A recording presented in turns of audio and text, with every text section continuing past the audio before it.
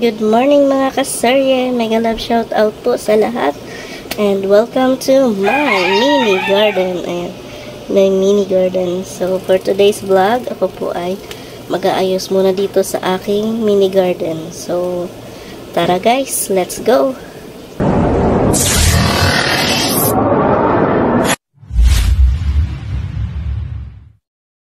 So ayan na nga po, akin pong aayusin ang aking mini garden. Kasi kulang pa po yung mga gapangan. Dadagdagan ko na lang po yung mga ginawa nila habi na kawayan.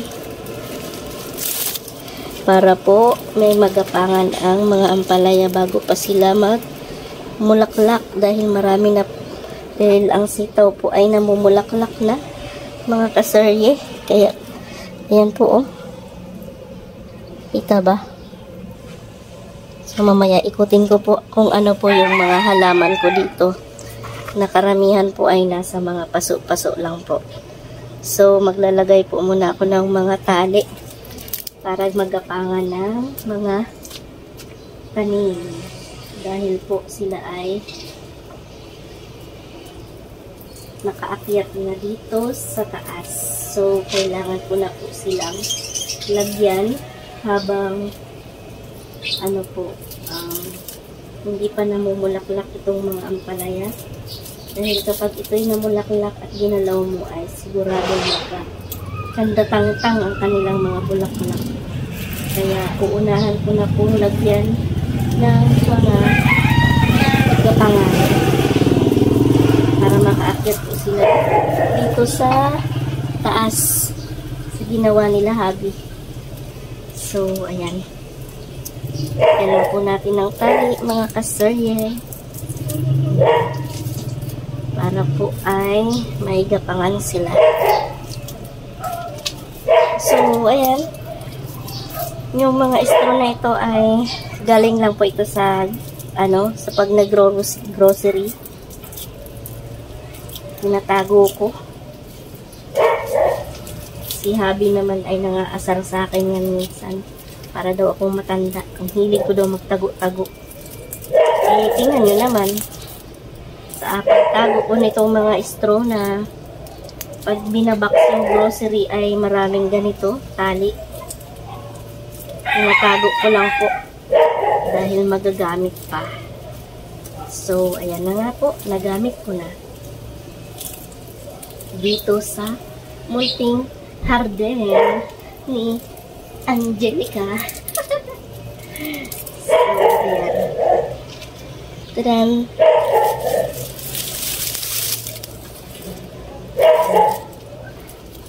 Kapag may tiyaga, may aanihin. Dahil meron tayong tanim. So, mamaya ikutin ko po ang aking mini garden. At ako'y nare-relax po dito sa aking mini garden. Every morning na aking nakikita na sila ay ganito na. So, mamaya ipapakita ko po sa inyo. Wait lang po dahil hindi pa po tapos ang aking paglalagay ng parang gusto ko pa nga doon lagyan din doon kasi meron pong sitaw doon.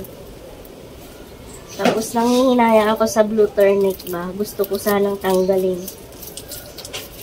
Kaso nanghihinayang ako. Kasi baka matalo kasi yung ampalaya at meron din sigarilyas. Baka matalo na ng blue turnip pag sila ay lumago pa. So, ayan. Tapos na ito. Maaari na po akong lumipat sa ibang part. Para nalagyan doon siguro sa kabila. Balak kong lagyan doon sa kabila. Kasi naliligaw na po yung sitaw at yung ibang ampalaya. So, ayan. Lipat po tayo sa So, eto na nga po mga kasarye, ako po ay tapos na sa aking ginagawa dito sa aking mini garden. So, tayo na po at mag-iikot. So, arat na! Let's go mga kasarye! Akin na po akin na pong ikutin at itutor ko po kayo dito sa aking mini garden. So, tara, let's go. Eto na nga po, shall we start na mga kasarye?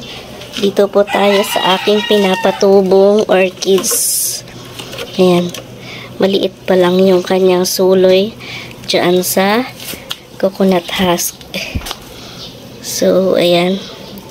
Yun yung welcome. Oh, malalaki na mga kasarye. So, ayan yung baby angel. Namumulaklak. Ito naman yung little ampalaya. Ayan. Yung mga kasamahan niya malalaki na. So, dito naman tayo sa nasa balde ang aking bell pepper. Ayan. So, happy to see na may bunga na siya.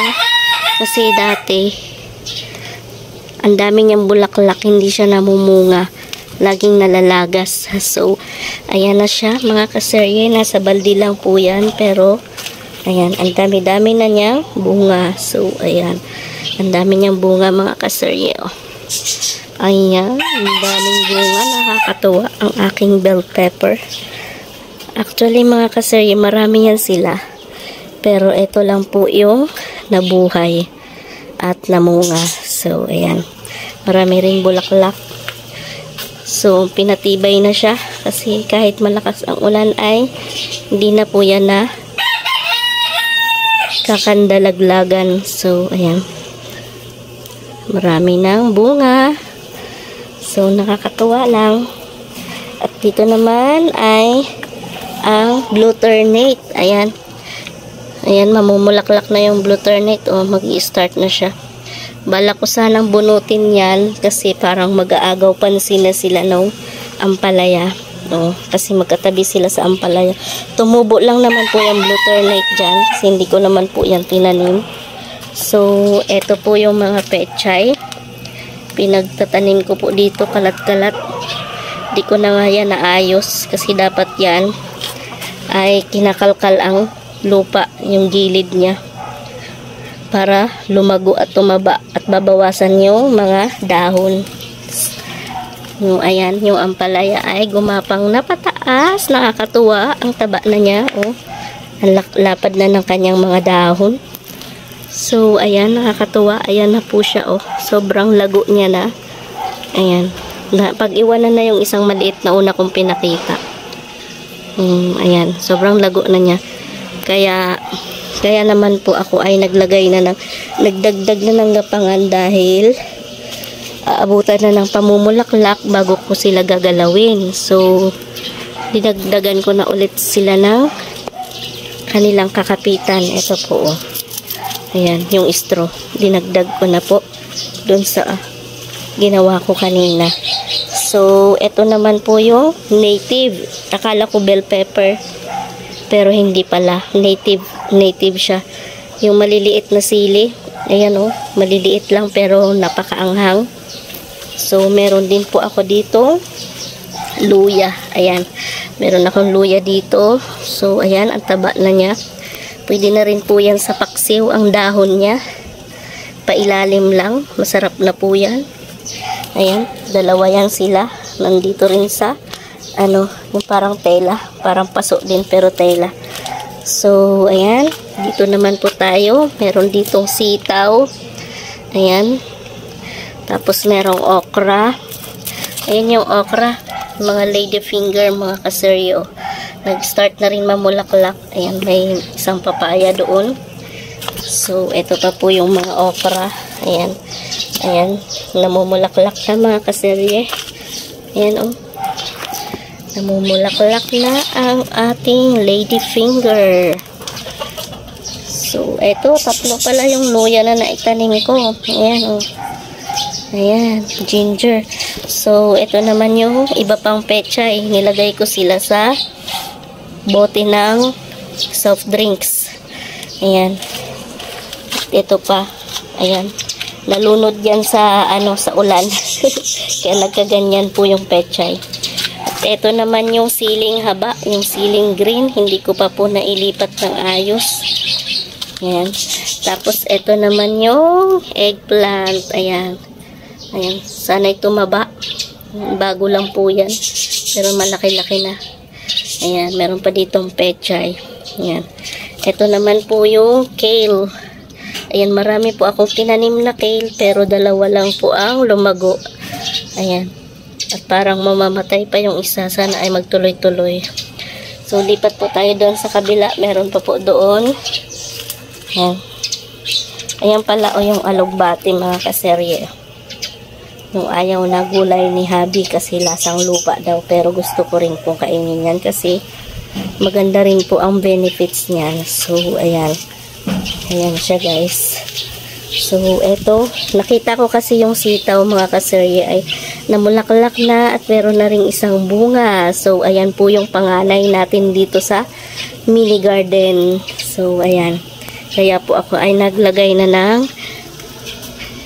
dagdag na gapangan kasi namumulaklak na. Ayan. Para pag nagtuloy-tuloy na silang mamulaklak ay hindi ko na sila maiistorbo dahil maglalagaglagan po yung bulaklak pag nagagalaw. So, ayan. Insert ko na rin po itong aking lady.